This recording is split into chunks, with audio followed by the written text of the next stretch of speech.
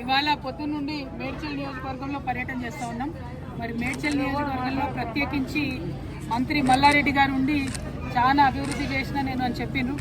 దాదాపుగా ఒక టర్మ్ ఆయన ఎమ్మెల్యే ఉండే, ఒక టర్మ్ ఎంపీగా ఉండే, ఇంకో టర్మ్ మంత్రిగా ఉండే. కానీ ఇప్పుడు ఎక్కడ చూసినా జవహర్ నగర్ కావచ్చు, మేము దమ్మాయిగూడ కావచ్చు, అన్ని ఏరియాస్ తిరుక్కుంటూ వస్తున్నాం. ఎక్కడ చూసినా మౌలికమైనటువంటి వసతులు, తాగునీరు కానీ, రోడ్లు కానీ, స్కూళ్ళు కానీ, హాస్పిటళ్ళు కానీ ప్రతి ఒక్కదానికి ప్రజలు ఇబ్బంది పడుతున్నటువంటి పరిస్థితి.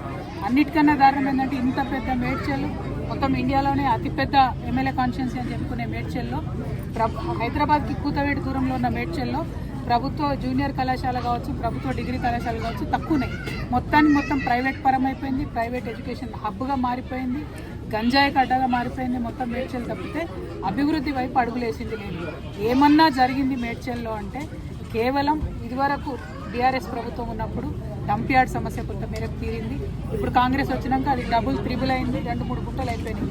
అదేవిధంగా అంతకుముందు కొన్ని పెన్షన్స్ వచ్చినాయి, ఆ పెన్షన్స్ ఇప్పుడు పెరగలేదు. అంతకు మించి మేడ్చల్లో నేను పూలమ్మినా, నేను పాలమ్మినా అని చెప్పే మల్లారెడ్డి గారు పూలమ్మడం, పాలమ్మడంతో పాటు అనేక ఎకరాల భూమిని కబ్జా పెట్టిండ్రు. 2 రోడ్డు విస్తరణ ఏదైతే జరగాలో జరగకుండా అడ్డుపడతా ఉన్నారు. వారి కాలేజీలు, వారి యూనివర్సిటీలు తప్పితే ప్రజలేం బాగుపడ్డారని చూస్తే మాత్రం దారుణమైన పరిస్థితి. ఎందుకంటే గవర్నమెంట్ కట్టించిన డబుల్ బెడ్రూమ్ దగ్గరికి పోయొచ్చిన మేము పొద్దున 4,000 మంది ఉన్నారు. 4,000 మందికి 2-3 బస్సులు కూడా లేని పరిస్థితి. మరి మినిస్టర్గా ఉండి, లేబర్ మినిస్టర్గా ఉండి కనీస మానవ హక్కుల కోసం ఆలోచించాల్సింది, అది చేయలేదు. ఇప్పుడు జవహర్ నగర్ మొత్తం ఏరియా అంతా చూస్తున్నాం. అందరితో కూడా 58, 59 జీవో కింద పైసలు కట్టించుకున్న రిజిస్ట్రేషన్. ఎందుకోసం కాలేదు రిజిస్ట్రేషన్? ఎందుకైతే లేవు? ఎట్లా మేయర్ గారి కుటుంబ సభ్యులకు రిజిస్ట్రేషన్ అయిందని చెప్తా ఉన్నారు, మల్లారెడ్డి గారి కుటుంబ సభ్యులకు రిజిస్ట్రేషన్ అయిందని చెప్తున్నారు. వాళ్ళకు మాత్రం రిజిస్ట్రేషన్ అయ్యి సామాన్య ప్రజలకు ఎందుకు రిజిస్ట్రేషన్ కాదు? ఎవరు కాపాడుతున్నారు మల్లారెడ్డి గారిని? ఎవరు అండదండలు చూసుకొని రిజిస్ట్రేషన్ చేసేటోళ్ళు? మేము మాత్రం దీని మీద న్యాయ పోరాటం తప్పకుండా చేస్తాం. ఏదైతే 58, 59 కింద లక్షలాది రూపాయలు కట్టి పేద ప్రజలు వెయిట్ చేస్తున్నారో అవి రిజిస్ట్రేషన్ అయ్యేంత వరకు అవసరమైతే సుప్రీంకోర్టు దాకా కూడా తెలంగాణ జాగృతి పోతుంది, పోరాటం చేస్తుందని.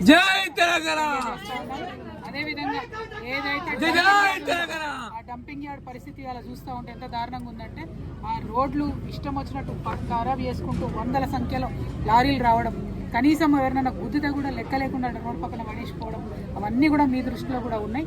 అటువంటి పరిస్థితుల నుంచి మారాలి. ఇవన్నీ పోని పక్కకు పెడదాం అనుకుంటే మిషన్ భగీరథ పైప్ లైన్లు ఉన్న చోట కూడా వారానికి ఒక్కసారి కూడా నీళ్ళు వస్తాయి. మరి ఏంది ఇది? మున్సిపాలిటీ వాళ్ళు మంచినీళ్ళ ట్యాక్స్ కట్టించుకోండి అంటే కూడా కట్టించుకోకుండా రిజిస్ట్రేషన్ చేయలేదని చెప్తున్నారు. ఏంది ఇది? ఇంత సమన్వయం లేకుండా ఎట్లుంటారు? ఖచ్చితంగా మల్లారెడ్డి గారు శ్రద్ధ పెట్టాలి, ఈటల రాజేంద్ర గారు శ్రద్ధ పెట్టాలి.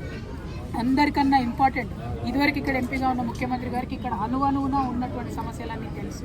వారు మేడ్చల్ జిల్లా ఖచ్చితంగా సపరేట్గా టూర్ పెట్టుకోవాలి. పరిస్థితి బాగాలేదు, అధ్వానంగా ఉంది. దీని మీద మాత్రం జాగృతి అడుగడుగున పోరాటం చేస్తుందని తెలియజేస్తున్నాము. Thank you. జై తెలంగాణ.